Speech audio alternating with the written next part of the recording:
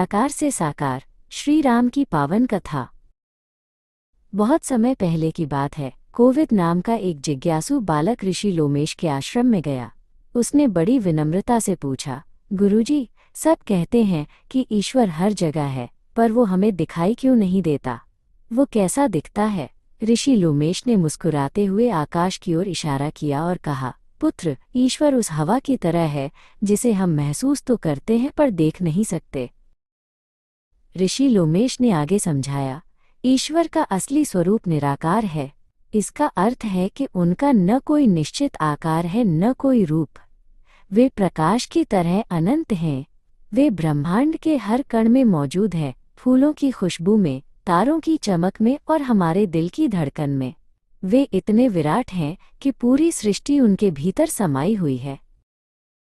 कोविद ने फिर पूछा, यदि वे इतने महान और निराकार हैं, तो वे मनुष्य के रूप में धरती पर क्यों आते हैं?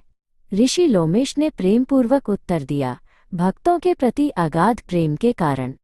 जैसे एक माँ अपने छोटे बच्चे से मिलने के लिए झुक जाती है, वैसे ही भगवान अपने भक्तों की पुकार सुनकर और उन्हें प्रेम सिखाने के लिए साकार रूप धारण करते हैं। ऋषि लोमेश के वचनों के अनुसार वही अनंत निराकार ब्रह्म अयोध्या के राजा दशरथ के यहाँ पुत्र रूप में प्रकट हुए। उनका नाम रखा गया राम। वे नीलमणि की तरह चमकते थे और उनकी आंखों में करुणा का सागर था।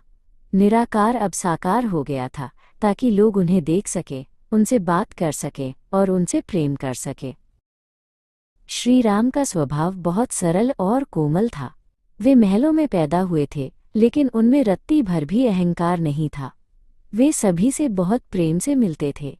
ऋषि लोमेश ने बताया, भगवान श्री राम का रूप इसलिए सरल था ताकि साधारण से साधारण व्यक्ति भी उनके पास बिना किसी डर के जा सके और अपना दुख कह सके। श्री राम केवल मनुष्यों से ही नहीं, बल्कि पशु पक्षियों और प्रकृति से भी बहुत प्रेम करते थे। एक बार उन्होंने एक नन्ही घायल चिड़िया को अपने हाथों में उठा लिया और उसे सहलाने लगे। उनकी करुणा इतनी गहरी थी कि जो भी उनके संपर्क में आता वो शांति का अनुभव करता। यही ईश्वर का असली स्वभाव है, सब पर दया करना। कोविद को अब समझ आ रहा था। ऋषि लोमेश ने आगे कहा, पुत्र, भगवान की यह लीला है। वे सर्वशक्तिमान होकर भी एक साधारण बालक की तरह रोते हैं, खेलते हैं और बड़े होते हैं। वे ऐसा इसलिए करते हैं ताकि हम मनुष्यों को धर्म और सही मार्ग पर चलने की प्रेरणा मिल सके। कोविद ने पूछा, गुरुजी, हम इस विशाल संसार के दुखों से कैसे पार पा सकते हैं? ऋषि लोमेश ने उसे एक बहती हुई तेज नदी के पास ले जाकर कहा, देखो कोविद, यह संसार एक गहरी नदी की तरह है और हम सब इस किनारे पर खड़ी छोटी छोटी चींटियों की तरह हैं जो दूसरे किनारे जाना चाहती हैं।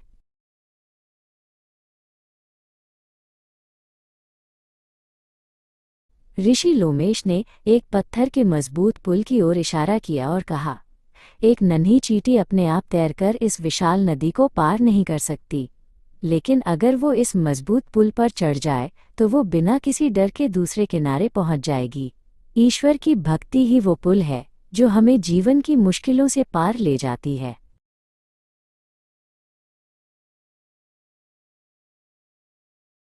कहानी समाप्त करते हुए ऋषि लोमेश बोले, राम का नाम और उनकी भक्ति ही वो पुल है। चाहे हम कितने भी छोटे या कमजोर क्यों ना हों, यदि हम ईश्वर का हाथ थाम ले तो वे हमें हर संकट से पार ले जाते हैं। कोविद ने हाथ जोड़कर भगवान श्री राम को प्रणाम किया। अब उसे निराकार ब्रह्म के साकार होने का रहस्य समझ आ गया था।